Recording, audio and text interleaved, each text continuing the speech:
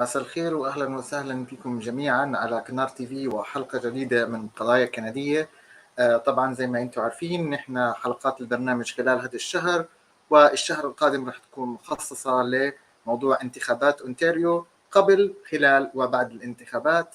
حلقات ما قبل الانتخابات راح تكون مركزه بشكل عام على لقاء وتحليلات عن ما قبل الانتقاء المرشحين وتحليلات عن ما قبل الانتخابات. حنركز على لقاء اكبر عدد من المرشحين اللي بنقدر عليهم. انا بس حاب اقول قبل ما نبلش انه نحن بعثنا دعوات لكل المرشحين من كل الاحزاب الرئيسيه الاربعه في البلد بشكل متساوي، وبعضهم رد علينا وحضر ونشكرهم جدا أو يعني وافق على الحضور، بعضهم اعتذر نحترمهم لانهم مشغولين، بعض لم يرد علينا ظروفهم. لذلك كل اللي حنقابلهم عشان بس نكون عارفين كل اللي حنقابلهم هم من رد علينا ووافق من الاحزاب. اليوم راح يكون معنا عن الحزب الليبرال السيد عمران ميان. Mr. Imran, welcome to Kanar TV. Thank you very much for being here. Thank you so much, Hisham. It's a pleasure to join you this evening, and looking forward to the conversation. Yeah, so just to tell people a little bit, because Mr. Imran and I go back a while. We met a lot in multiple places. Mr. Imran is very, very, very active in the Mississauga community, not just in the liberal or in the or in political. We met in many political events. We met in many social events. I think we met in Muslim Fest many times. We've met in other social events in the Celebration Square. So I believe the people of Mississauga know you very well because you're everywhere in Mississauga. I know that you're a candidate for Erin Mills, but I believe everybody in Mississauga knows you. But I hope so. well, I'm sure that everybody knows you for in a way or another, because you're as I said, Mr. Mian is very active socially, not just politically. But we're here today not just to introduce you to the people of Mississauga, but we hope to introduce you to all Canada, and specifically for the people of Ontario. So I want to start with you telling us a little bit about yourself. I'm not just asking for Imran the politician. I want you to speak about yourself as Imran the person, the father, the friend, the friendly neighbor that we all know. Just tell us a little bit about you. Yeah, absolutely. So I'm a proud first-generation Canadian. I moved to Canada about 34 years ago with my parents. Both of them have passed now. May Allah grant them the highest place in Jannah. I've been a resident of Mississauga for about 32 years. I have 3 children, 2 are high school going, and professionally I work in technology. So I work at a software company as a VP. I've been in technology and telecom for more than 20 years now. I have a business degree from York University many moons ago, and I've been, as you were referencing in your opening remarks, I've been active in the Mississauga community, whether it's politics or non-for-profit. I used to volunteer with the United Way Appeal. There's another organization called the Family Services Appeal. Sat on their board for a couple of years. I'm also involved in helping the Trillium Health Partners Foundation with fundraising through the community outreach, as well as through my own employer. So we raised some money through my employer as well. And I am running to be the next MPP from the great riding of Mississauga-Erin Mills, because right now the issues of the need of the hour, or the issues of today, are focused around this is what we've been hearing at the doors, around affordability, about fixing the backlog that's lingering on in our hospitals, in surgeries, etc. The nurses crisis that we have, the shortage of nurses, the crisis we have with overflowing classrooms in our schools from all levels, from JK to high school. So our Liberal plan, which I'll get into more details as we continue the conversation, there's issues around seniors, there's issues around students who want to pursue, a university or college level education. There's like OSAP issues that was cut in after 2018 when Mr. Ford formed government. So those are some of the issues that motivate me. I want to make sure that my children, our children, have the best possible education. And if they work hard, if they get the grades, then they get to go to school. Money should not be a problem for anybody. The government exists to make life better of its citizens, and that's why I want to be part of a party that that we're hoping to form the next government so that we could improve the life of every citizen in Mississauga-Erin Mills and across the province. Yeah. So as you mentioned, there's a lot of topics that are not just your writing, but for all Canadians around, specifically in Ontario. But I want to start with your writing. Can you tell us a little bit information about your writing, specifically that you are also a Muslim, about the Muslim community in your writing, or the Arab/Muslim community in your writing? Absolutely. So there's about approximately 120,000 people that live in Mississauga-Erin Mills. That's generally the number of people in almost every constituency. Of those 120,000 people, there's probably about 87,000 that are eligible to vote. Mm-hmm. And the population of Arabs and Muslims, I would say, roughly speaking, we're probably looking at about 14 to 15,000 people. Wow. If you look at Arabs and Muslims together, and so they form a large segment of our writing. But there's folks from the Chinese background, Indian background. There's folks from other nations, the Filipinos, the Polish community, and then of course there's the Anglo folks that are there in majority. Yeah. So moving on. So as we understood that there's a considerable amount of Arabs and Muslims in your constitution, and there's a lot of others. So it's it's just like Mississauga is also like a very diverse city and have a lot people of probably all major backgrounds.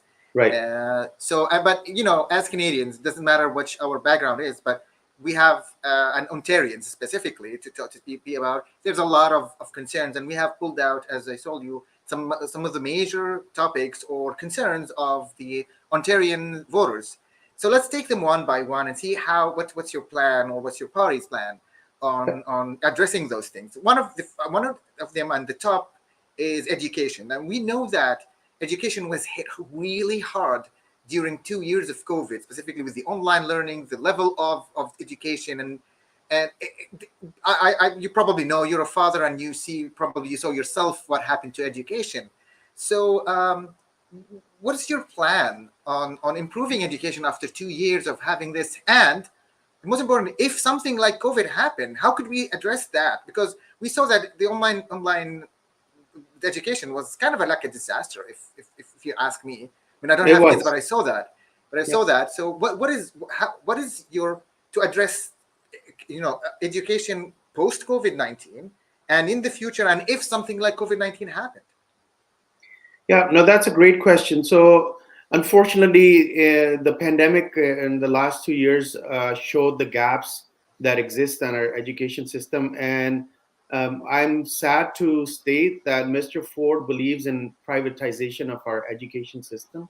He proved that when he was handing out the test kits that went to more private schools than public schools. And he's done the same. His health minister has referenced bringing in private hospitals and private healthcare professionals to help with the crisis in healthcare. But we'll come to that after. So it's not just privatization that Mr. Ford is focused on.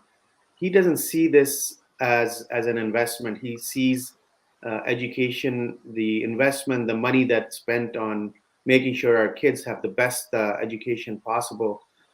He sees that as an expense. whereas we see that as an investment. So right now, what I'm hearing at the doors from parents, from students, and believe it or not, from teachers. By the way, I'm the only endorsed candidate by Teachers Ontario Student Secondary School Teachers Federation. So I'm the only endorsed candidate in Mississauga-Erin Mills that teachers are helping and promoting. And the reason for that is because we've discussed our plan with them. Our plan, which takes the money that Ford government and the Ford conservatives want to waste on building a highway that's north of our riding, and it would save no more than 30 seconds, according to the experts. And he's pegging that at about $10 billion, and it will be built in 10 years, and it will pave over farmlands and places where our groceries come. So that's another topic. Again, we'll come back to that. Yeah. So we want to take that 10 billion and we want to invest that into improving our education system. What I mean by that is we will build 200 new schools. We will repair 4,500 existing schools across the province, and we will hire 10,000 teachers and education workers. And we will cap the class size at 20. As you said, there is a huge learning gap that exists amongst many students. Some of them did well during the last 2 years, but many of them kind of fell behind. So it's our responsibility as a province, as a government, to make sure that we provide the resources and we create the environment, we enable our students and teachers, and we provide that conducive environment where they can learn and where they can excel and they can reach their full potential. So that is where we would be focusing. It's the centerpiece of our platform that we're going to an election with, and it's resonating with everyone across the riding. As I mentioned earlier, I talked to many parents, I talked to teachers, students as well. This is exactly what they're looking for, and that's exactly what we're committing to do. So that's kind of our plan on education. Before we go to something, because there's something that and you mentioned about the infrastructure and schools and something, but I do believe like infrastructure also, because online learning is not going to stop. There's going to be like a form of it specifically that now know that they can do some things, and specifically for people of special needs or anything like that. But we had a big problem in infrastructure when it comes to the internet, specifically in the northern parts of Ontario. Some people are still living like on a dial-up or something like as slow as a dial-up. So is that part of your, as part of your also to improve education, is to improve the infrastructure of the internet to provide equal, because we see that there were inequality in providing internet access, which also created an inequality in education because everything was online. So those kids didn't have the same chance. Yeah, no, I agree. First of all, I think we're going to make sure that every student has a chance to learn in an in-person learning environment. That's our first and foremost priority, because we believe when you're in high school, that's the best form of providing lessons. So in terms of the infrastructure, internet infrastructure, yes, that's key. But I believe there's a federal initiative to expand broadband and whatnot in areas where there's no coverage. So, but we will definitely partner with our federal government and make sure that whatever needs to be done, we can support the expansion of the infrastructure that might include the Wi-Fi and the internet. But I believe the initiative lies with the federal government at this moment. Okay, so great. So the next topic is one of the things that you mentioned a lot. It's also healthcare. It's something that in minds of every Canadian, and we know that there's a universal healthcare in Canada, but before I come to Canada, everybody was saying like everything is covered, and when you come to Canada, you know that not exactly everything is covered, and there are a lot of and the support for healthcare goes down every government that comes. And recently, it was specifically COVID showed us that there's a healthcare disaster. Let's be honest. And I don't want to go and blame a government or something. There's something wrong with it and needs to be fixed. So, what is your plan on fixing healthcare in general? Yeah, well, so the first and foremost priority is clearing the backlog in surgeries, because some of them are life impacting. People have been waiting for months and years. The crisis began with what we call the Bill 124 that the Ford Conservatives introduced in 2019, and that bill actually froze the salary increase at 1%. Now, sorry, not just the healthcare workers, but all government workers. But it specifically hurt the nurses because there's a shortage of nurses already. So when, as you know, the cost of living is going through the roof, and when the nurses were getting burnt out during COVID and not really getting rewarded, a number of those nurses started to switch their profession or leave the province for better opportunities, and that created a huge gap in the resourcing of those healthcare professionals. So when you don't have the resources, you're obviously going to something needs to get cut, and what was getting cut was the surgeries, and because the ICU units were getting filled up because of COVID. Again, the first wave and the second wave, we can believe that nobody knew how to handle and respond. But when we entered wave 3 and 4 and 5, we should have been well prepared. We should have had a well thought out plan. But this government, the Conservative government, it seemed like they were always reactive. When the going got tough, Mr. Ford kind of disappeared, and then all of a sudden he would show up to shovel a little snow here and there for his friends. Or when the things, occupation of the Ottawa downtown happened, Mr. Ford was found snowmobiling. This is the type of leadership that unfortunately we were left with during these tough times. So going back, our plan is to invest $1 billion in healthcare to fix the backlog surgeries between now and end of 2023. So that's number one. Number two, we're going to hire 100,000 healthcare professionals, which would include doctors, which would include nurses, which would include other healthcare professionals, to, of course, deal with wait times and backlog surgeries and things of that nature. And the third thing we're going to do is we're going to repeal Bill 124 in order to retain and attract more nurses to the profession, which is key. Nurses are the backbone of our healthcare system. They deserve better than what they've been getting, and that's what we're going to do for them. Speaking of what, because healthcare, I want to just stay on the topic because it's very, very important to a lot of people in Ontario and in Canada. And but speaking of Ontario, and you mentioned the nurses and leaving, and we know that this is the time what we call the Great Resignation. People are resigning of their jobs because of the thing that happened, and specifically health worker, we're around a lot of stuff. And I don't want to blame a specific. I mean, like all government officials on federal or provincial level didn't do a lot to stop that rage against workers when it came to vaccination, and we noticed that. So they pushed some doctors to leave the country as well, and now we're having a lot of shortage.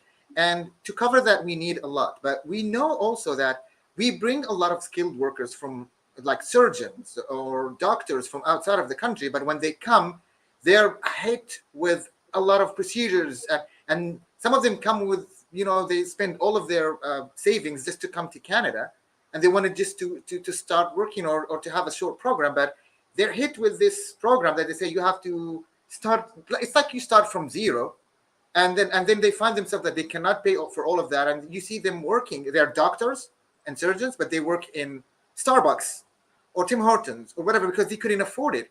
And I know that the federal government is responsible for the immigration, but the provinces are also responsible for those programs that to adopt and put them into the system. And I've heard it from a lot of people that saying, like, why are we bringing doctors if they're not going to work in their profession, if they're going to face all of these complications?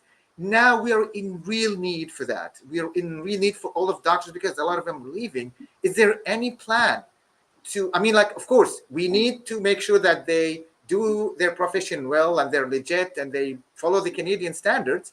But I think we need to also look into the complication that they face so that they can start working because we need them, right? Is there anything that you can tell us about that?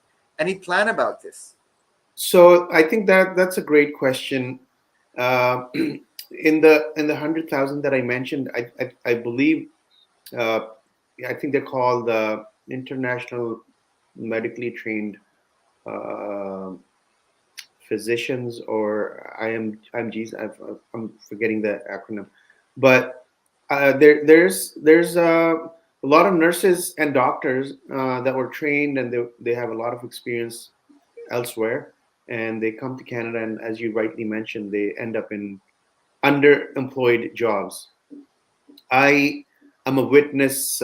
Many years ago, when I was volunteering at the United Way, I met a number of those types of folks who were dental surgeons, who were engineers, who had MBAs. They brought their savings with them, and here they couldn't really get into their profession, so they ended up, spending all of their savings, and some of them actually, back then mental health wasn't as the awareness around mental health wasn't as common, or people weren't aware. But some of those people were ending up in the food bank, and it was so heart wrenching to see some of those stories. So I think one of the things we want to do as a government, if we're elected on June 2nd, is we used to have the Ministry of Citizenship and Immigration, or citizenship provincially, although it's a federal issue, Yeah. federal file. But we, in our previous government, we used to have a ministry that worked collaboratively with the federal government to advise them and sort of ask for the types of skill set that the province needs. So we're going to reinstate that. We're going to ask for a higher quota in Ontario. Our quota was very minimal, so we want to increase that. And then we want to have the ability to sort of ask for the types of jobs that we have, and the skill set that we need. So that's uh, one sort of solution that we would consider. The other one is, of course, when I said hiring 100,000 people, I believe the process should be simplified, and there should be more opportunities for folks that come from other nations with excellent experience, excellent credentials, and we have the need to integrate them. We can definitely leverage them, but the details of how that will be done would have to be discussed in detail. But at a high level, there's a plan to hire 100,000 healthcare workers, which would not only help with the overall improvement in our healthcare system, but it would improve the economy. It would,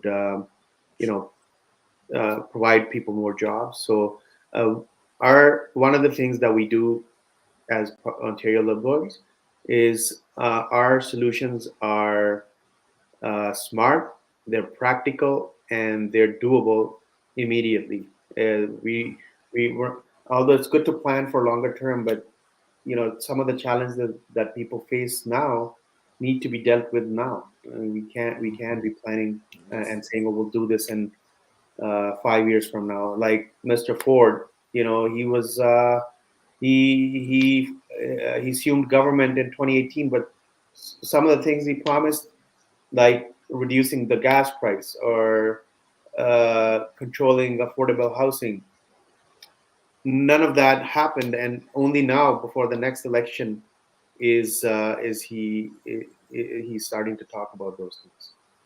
Okay, so the last thing I want to talk about in healthcare is because people are asking us about it, is there any plans to expand healthcare? Like a lot of people are asking about like types of medication support, or like even dental support, or even take some of the cutbacks that happened through the years. We know that there were a lot of cutbacks on healthcare in Ontario.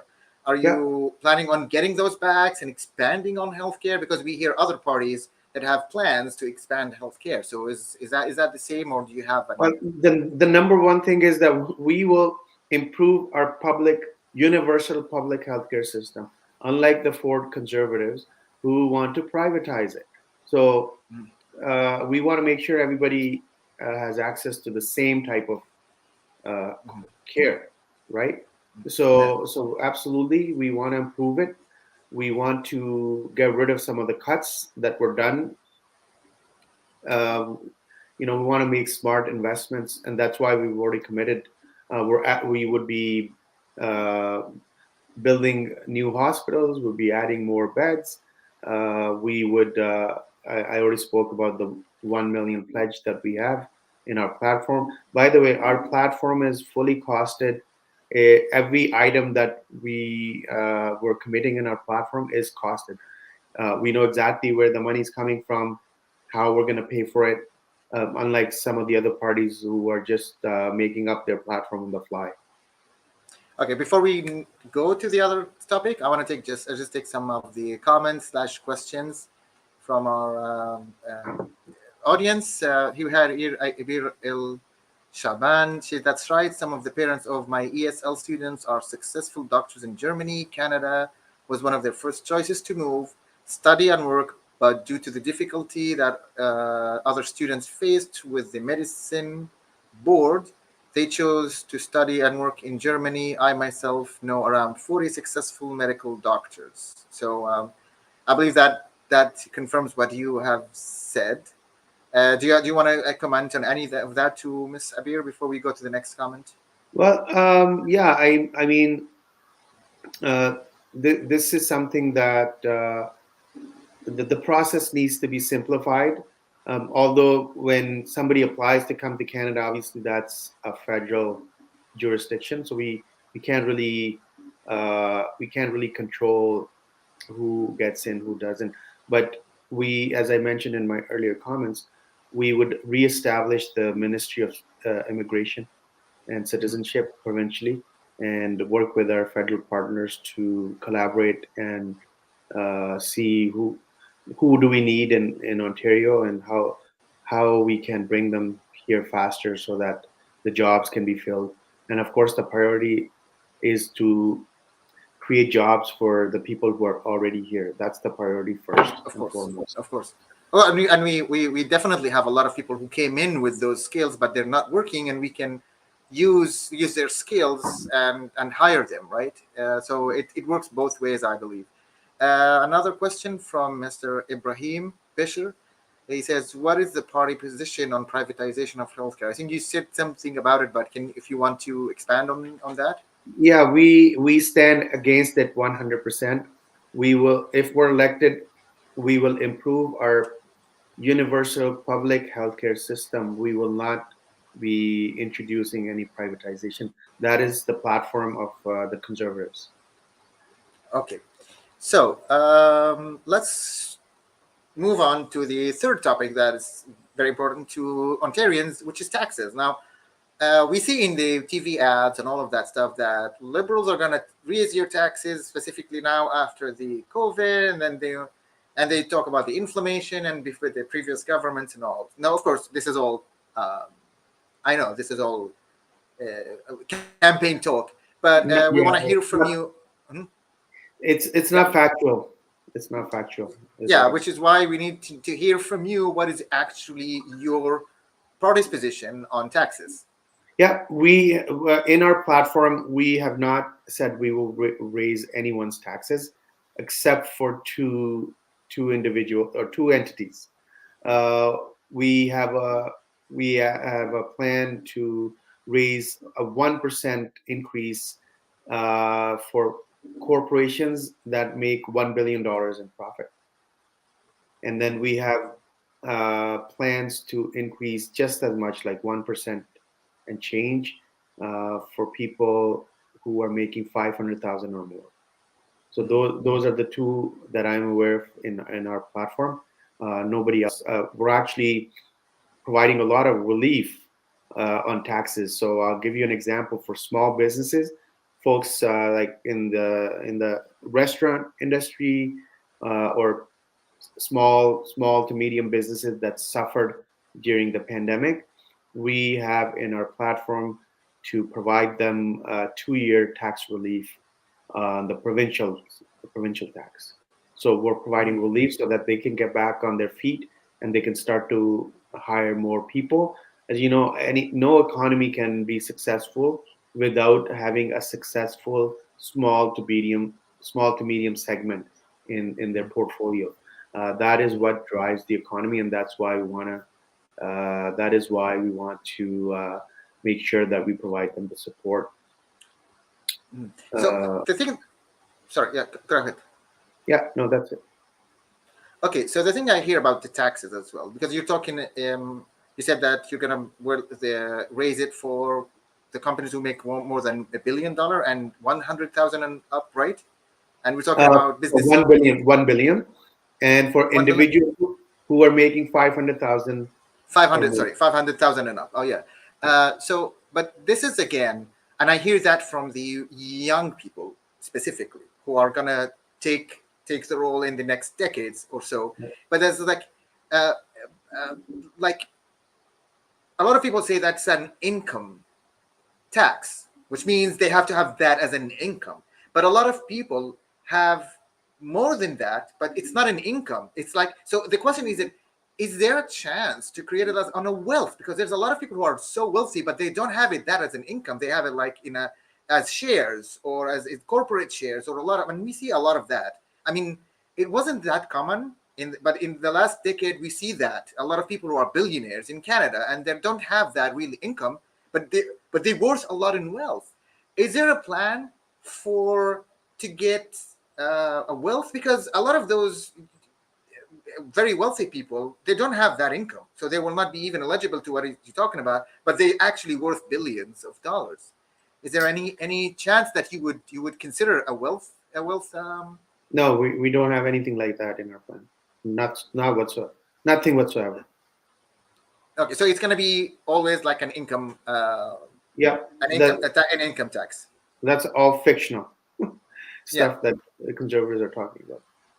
Okay, so a question about taxes before we go from also Ibrahim Bishar. I think the question should be, what is the plan to deal with the budget deficit if you are not raising taxes? Will you cut services? Yeah, great question. So, like I said earlier, all of our platform pledges are fully costed, which means that if you go to our website, you look at the platform document we have there, it will show for each commitment, each pledge that we're making, it has a cost. And so unlike some of the other parties, we know exactly how much we're going to spend on each line. And we are forecasting a balanced budget by 2026, 2027, which is 1 year earlier than the conservatives. So the person who's leading our costing of the platform is a former deputy minister whose job was to do exactly that. So it's all been like vetted by the experts and everything. So there's no like phony numbers in our books, in our platform. So it's a fully costed platform. We are planning to the forecasting is to balance our budget by 2026 and Yeah, 2027. just to tell that we're putting if they can see that in the ticker around, this is your page on the Ontario Liberal. They can reach that, and from there they can see the Ontario Liberal Party, and they can see all the plans and the things that you're talking about, right? Right. Through that page. Yeah. Okay, great. So moving on to the next topic, which is one of the probably most talked about topics in communities in Ontario, is the raising day-to-day cost, specifically the things that are like, we're not even talking about luxury items. We're talking about like things like groceries, gas. We see gas prices are spiking through the roof, and Canada is one of the biggest producers of oil and gas or oil specifically in the world. And a lot of people are saying like, so there's a war in Ukraine. Okay, there's probably a spike, but we are a producer of oil. Why is this spike happening too much? And why is the government not trying to do anything about that? Because when gas prices goes up, everything else goes up. We've seen grocery things going up and all of that. And that happens also directly after 2 years of COVID and one of the biggest deficits, or I think it's the biggest in 30 years. So how does your party say that they win? How are you planning on helping people with their to cope with this day-to-day costs? Yep. That is a great question because uh, that is exactly what we're hearing at the doors. It's the challenge with the rising cost of living. Now, our entire platform, our entire campaign is built around making life more affordable. And there are 19 different items in our affordability pledge that Stephen signed, I believe, on Monday of this past week. I'll highlight two or three that are key to making life more affordable. So, speaking of gas prices, we're going to right off the bat, we're going to reduce the gas prices by 5.7 cents come July 1st. So that is number one. But let's understand why the gas prices went through the roof, why the federal government had to put carbon tax on it. In our previous government, we used to have something called the cap and trade system. The cap and trade system um, had already an embedded element of the cost around pollution and carbon, and we had established a three-way agreement with Quebec and California, where we're doing capping and trading emissions, right? So we were actually generating about $2.3 billion through that program. And that $2.3 billion was going towards city infrastructure projects, roads, bridges, and things of that nature. So we were collecting, but we're giving it back to the cities. Now, what happened was in 2018, when Doug Ford came into power, he dismantled that program, which he didn't have to. He shouldn't have done that. He dismantled that program, and then when the federal government said, "Don't do it, otherwise we will impose our own version of it on the gas." So he challenged them in the court and wasted millions of taxpayers' money, and then ended up losing that battle. Yeah, And as I a remember. result, the federal government, put their version of the carbon tax on the gas price. So that's the root cause of it. But we're still, as Ontario Liberals, we're saying if we form government, we will reduce gas prices by 5.7 cents. And then that's on the gas. But we also know that buying a prepared meal or going to the bakery or something of that nature, if you spend if you spend $20, up to $20, we're going to remove the HST on that prepared meal. So that's about $1.72 that you can save on a daily basis, right? If you're spending $20 buying lunch or dinner or whatever. So that's one item. Then we have something for our seniors. Our seniors who built this province, who built this country, are not getting the respect and the care that they deserve. There's healthcare on one side, but the financial impact on their life, daily life, is also critical. So right now, if they're getting the old age security pension, which is a federal sort of program, there is on top of that there is a small portion that is provided by the provincial government, and that's about $900. So in our plan, we're going to take that 900 and change, and we're going to increase it by an additional $1,000 a year. So over a year, I believe with the current plan, they get about around 8,000. With our plan, they will be getting more than $9,000 a year, combined with federal and provincial. Then we introduced something called the Bucca Ride. So right now, people are spending so much money on gas, as we discussed earlier. They're spending so much time getting stuck in traffic congestion everywhere. So we introduced what we call the Bucca Ride, which means that you could take public transit, whether city or provincial, and $1 with a $1 fare each ride. So if you were going downtown taking the GO train, there is a huge amount of savings that you could realize.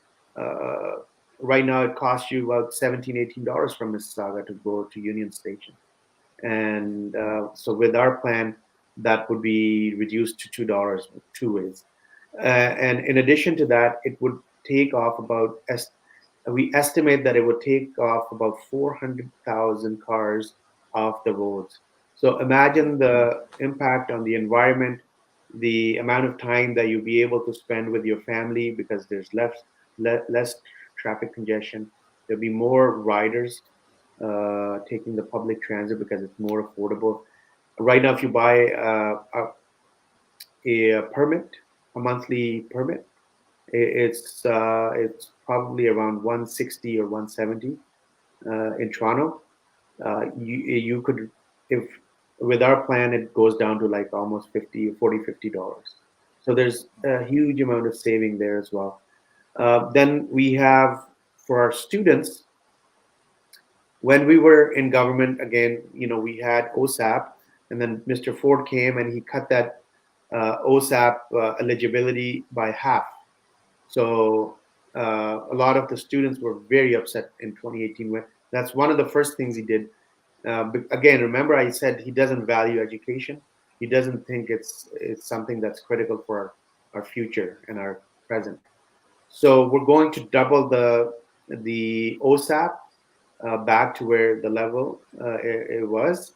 And then in addition to that, we're going to waive interest payments on the provincial portion of it. So I think the students will be very happy to hear this news that the Ontario Liberal Party, and if we form government, we are on their side. Well, yeah, I'm telling you, I'll be happy with it because I'm a public transport guy. I don't own a car, and I don't plan it. I believe in public transportation, so please vote Liberal. Well, let's see. But there's another question from our audience, from Mr. Ibrahim, and he's saying he's putting a comment. I'll let you comment on it if you want. And it's like, by the time the 5 cent will be in place, gas prices will be 2.5 per liter. So he's saying that might it be too late for that, or it's going to be too expensive, or are you expecting that it's going to go really that high? Or I don't know. I'm not an expert in gas prices, but there's another incentive that I should highlight here. So we, in our platform, we also have, if people want to transition over to electric vehicles, we're going to be providing up to $8,000 in incentives for people who buy a car that is up to $55,000. In So addition to that, just quick before you go, is that does that go for full electric cars or even hybrid cars? full electric car, full electric. Okay, so it has to be full electric. Yes, Okay. and also you need a charging station, so we're going to provide a Yeah, which $1,500 is a charging station. So again, our solutions are immediate and they're designed to help people right now.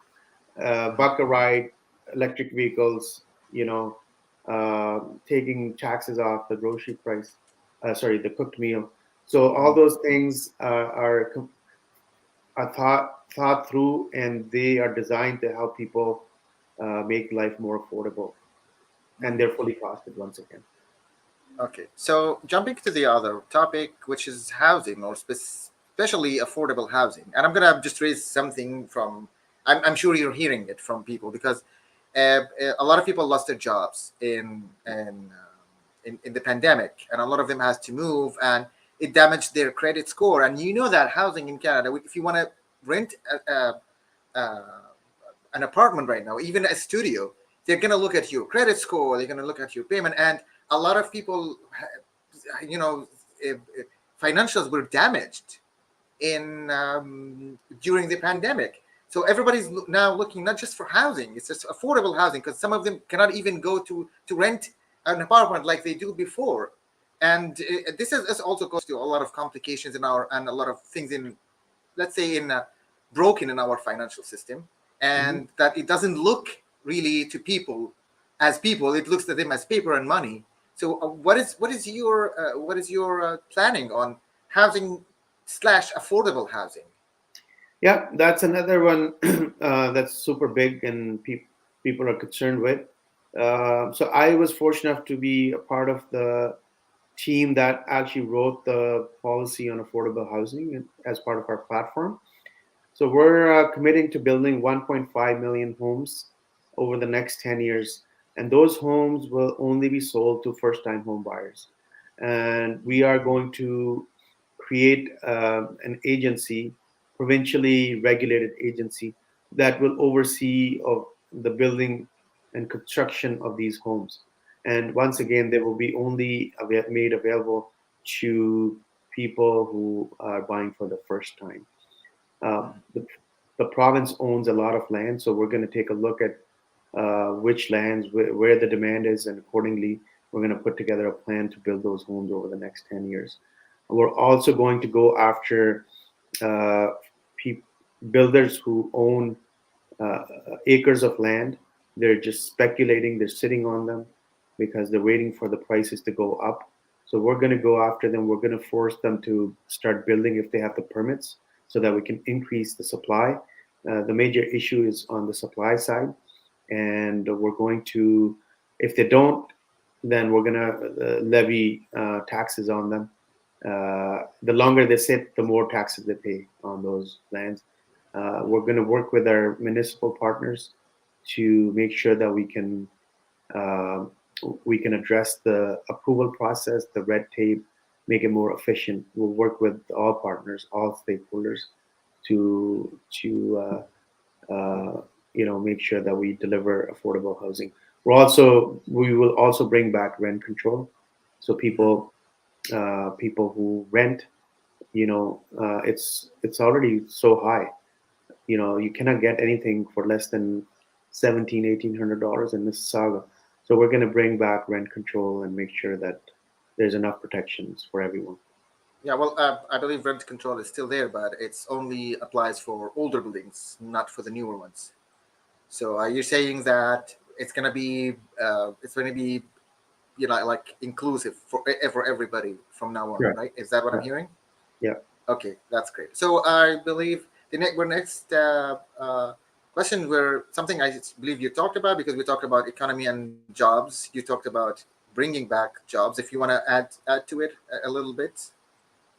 Well, the economy is paramount, right? Without the economy, there's nothing.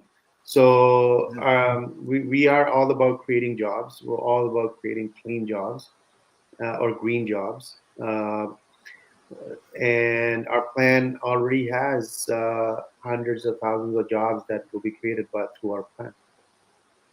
So we care about the economy. We want to make sure that there's people are employed uh, in their professions, and there's no underemployment, right? What we're also doing is we're creating a benefits package as part of our economic dignity, where people will be able to carry their benefits. Right now, if you quit your job, your benefits end. Yeah. That's kind of nonsense, right? The benefits should be attached to me, not to the job. So that's another proposal that we're looking at. How do we make portable benefits available to everyone? We're going to Yeah. create 10 paid sick days that will be subsidized by, of course, the government. It won't really hurt the businesses. And during the pandemic, you saw that so many deaths happened because sick people had to go Yeah. to work, and it was so unfortunate. So we're going to look at that as well. I believe one of the things that I hear also, because this is what I'm hearing from, is also when you lose your job, because during COVID there was the CERB and all of that stuff, but right now we're back out of it, and we know that a lot of employers, they don't play fair, and they push people to quit their jobs, or sometimes they fire them, but they don't give them a letter so that they can even get EI, right? Or other benefits, and they're left out and they don't give. So is there any kind of when it comes to job protection as well, when it comes to that? Because we say that we have some job protection, but it's also conditional. Like I've seen people who were pushed out of their jobs or even fired, but their management or their ex employer didn't even give them the paper, so they didn't even, and they were paying their whole life for EI, but they couldn't even use it, and there was nothing else for them, and I don't think that's fair. So is there any plan for um, job protection or employment protection? Well, I mean, what we have is right now you require a doctor's note, for example.